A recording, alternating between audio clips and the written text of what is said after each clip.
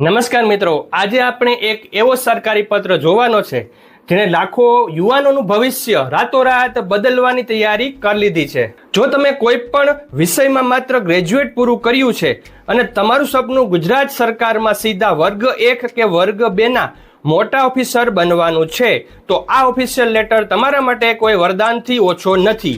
આ પત્રમાં શું લખ્યું છે, કેમ આ પત્ર આવતાની સાથે જ ગુજરાતના સ્પર્ધાત્મક પરીક્ષાની તૈયારી કરતા વિદ્યાર્થીઓમાં ખુશીનો માહોલ છવાઈ ગયો છે, ચાલો જાણીએ આજના આ સ્પેશિયલ વિડીયોમાં।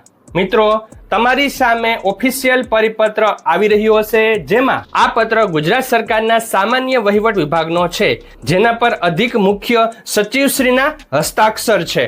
આ પત્રમાં એક એવા નિયમને બદલવાની ઓફિશિયલ દરખાસ્ત કરવામાં આવી છે જે અત્યાર સુધી સામાન્ય વિદ્યાર્થીઓ માટે ક્લાસ 1-2 ના વહીવટી અધિકારી બનવાના રસ્તામાં મોટો સ્પીડ બ્રેકર હતો। હા, અત્યાર સુધી વહીવટી અધિકારી વર્ગ 1 માટે 5 વર્ષ અને વર્ગ 2 માટે 3 વર્ષના ખાસ અનુભવ એટલે કે એક્સપિરિયન્સની જરૂર પડતી હતી, પણ હવે સરકારશ્રી આ અનુભવની દિવાલને કાયમી માટે તોડી રહી છે।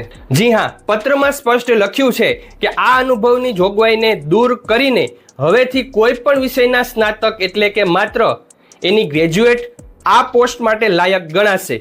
આનો અર્થ એ છે કે જો તમે આર્ટ્સ, કોમર્સ, સાયન્સ, એન્જિનિયરિંગ કે કોઈ પણ ફિલ્ડમાંથી પાસ આઉટ છો તો તમે પણ સીધા વહીવટી અધિકારી બની શકશો। એટલું જ નહીં, હવે આ ભરતી પ્રક્રિયાને જીપીએસસી એટલે કે ગુજરાત જાહેર સેવા આયોગની વર્ગ 1 અને 2 ની સંયુક્ત સ્પર્ધાત્મક પરીક્ષામાં સામેલ કરવામાં આવશે। આ નિર્ણયથી ભરતીઓ નિયમિત થશે અને ખૂબ જ ઝડપથી પ્રક્રિયા પૂરી થશે, એટલે કે જે મહેનતુ યુવાનો વર્ષોથી ઓફિસર બનવાની રાહ જોઈ રહ્યા છે તેમના માટે આ સુવર્ણ કાળની શરૂઆત છે। ડરવાની કોઈ જરૂર નથી, આ એક ખૂબ જ સકારાત્મક અને મોટો બદલાવ છે।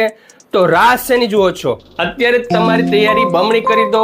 તમને શું લાગે છે કે સરકારશ્રીનો આ નિર્ણય કેટલો ફાયદાકારક છે? કમેન્ટ બોક્સમાં જરૂર જણાવજો અને આજનો વિડીયો જો ગમ્યો તો લાઈક કરી દેજો અને ચેનલ સબસ્ક્રાઈબ કરવાનું ભૂલતા નહીં। Thank you very much. જય શ્રી કૃષ્ણ।